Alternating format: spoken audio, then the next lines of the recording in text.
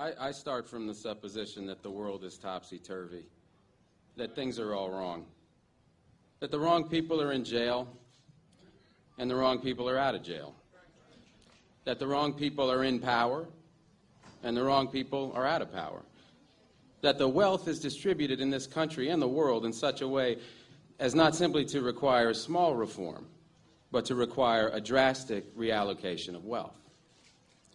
I start from the supposition that we don't have to say too much about this because all we have to do is think about the state of the world today and realize that things are all upside down. Now, if you don't think, if you just listen to TV and read scholarly things, you actually begin to think that things are not so bad, or that just little things are wrong.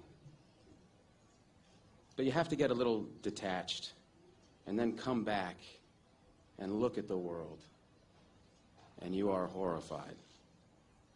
So we have to start from that supposition that things are really topsy-turvy. And our topic is topsy-turvy, civil disobedience. Now, as soon as you say the topic is civil disobedience, you're saying our problem is civil disobedience. That is not our problem. Our problem is civil obedience.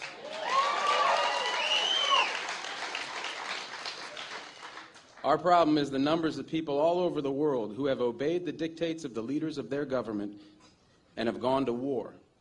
And millions have been killed because of this obedience. We recognize this for Nazi Germany. We know that the problem there was obedience, that the people obeyed Hitler. People obeyed. That was wrong. They should have challenged, and they should have resisted. And if we were only there, we would have showed them.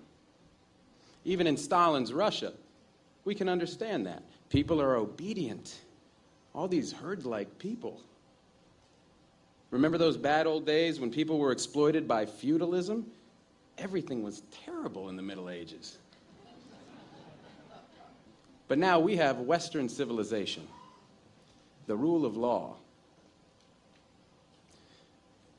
The rule of law has regularized and maximized the injustice that existed before the rule of law. That is what the rule of law has done. When in all the nations of the world, the rule of law is the darling of the leaders and the plague of the people, we ought to begin to recognize this. We have to transcend these national boundaries in our thinking. Nixon and Brezhnev have much more in common with one another than we have with Nixon. J. Edgar Hoover has far more in common with the head of the Soviet secret police than he has with us. It's the international dedication to law and order that binds the leaders of all countries in a comradely bond. That's why we're always so surprised when they get together. They smile, they shake hands, they smoke cigars. They really like one another, no matter what they say. What we are trying to do, I assume, is really to get back to the principles and aims and spirit of the Declaration of Independence. This spirit is resistance to illegitimate authority and to forces that deprive people of their life and liberty and right to pursue happiness. And therefore, under these conditions, it urges the right to alter or abolish their current form of government, and the stress had been on abolish.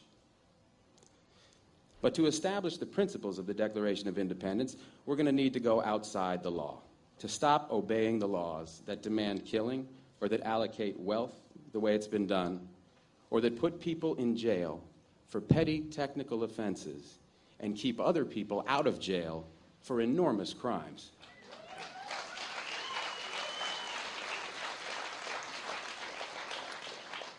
My hope is that this kind of spirit will take place not just in this country, but in other countries, because they all need it.